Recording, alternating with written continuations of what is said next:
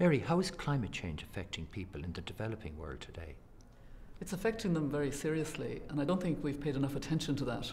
Very often when we talk about climate change, you see melting of the ice or polar bears, etc. But actually it's people who are suffering far more than we had appreciated.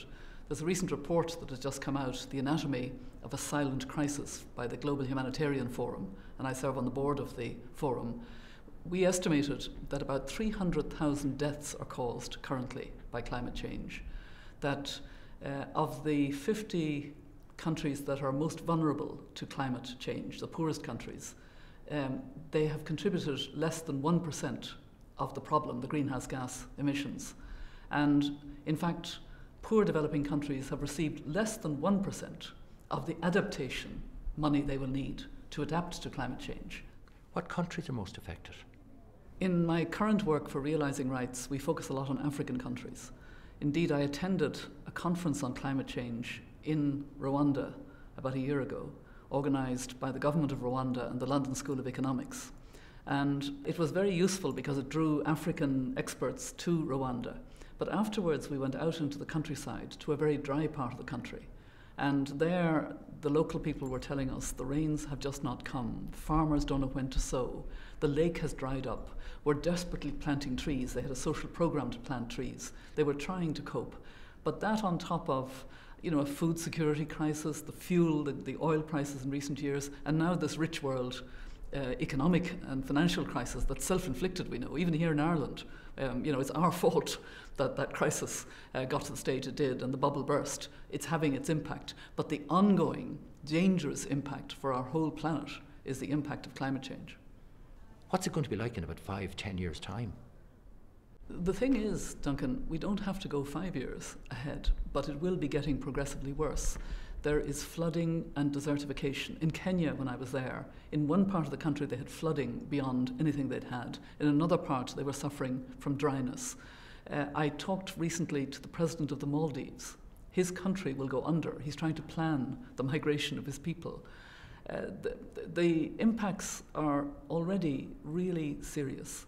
What about emerging economies like China, with the growing middle class who are following our lifestyles and consuming energy like we are? There's a great awareness in China that they have to have a smarter green growth. They're doing a great deal of work on solar. They're interested in hydro, but they have coal plants that are opening every week because they need the energy. And so the faster we can ensure that there is a green option that is affordable and community-based for the poor in China, the poor in India, the poor, and then the poorer countries of Africa, which won't have the same options but must be entitled to their development. We in Ireland emit 1.5 times the European average in greenhouse gas emissions. We're the worst in Europe. A lot of people here feel that we're a small country and really our emissions don't matter. How do you feel about that? We need to change the debate in Ireland. Climate change is not something that's going to cause problems in the future. Climate change, yes, it involves glaciers melting and ice flows being different and the tipping points that the scientists talk about. But the human impact is already catastrophic and it's going to become much, much worse.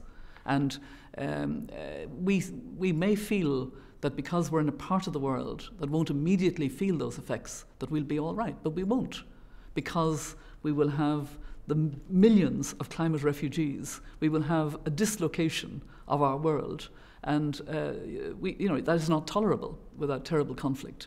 With all the recent information emerging about the effects of climate change, how is this affecting you?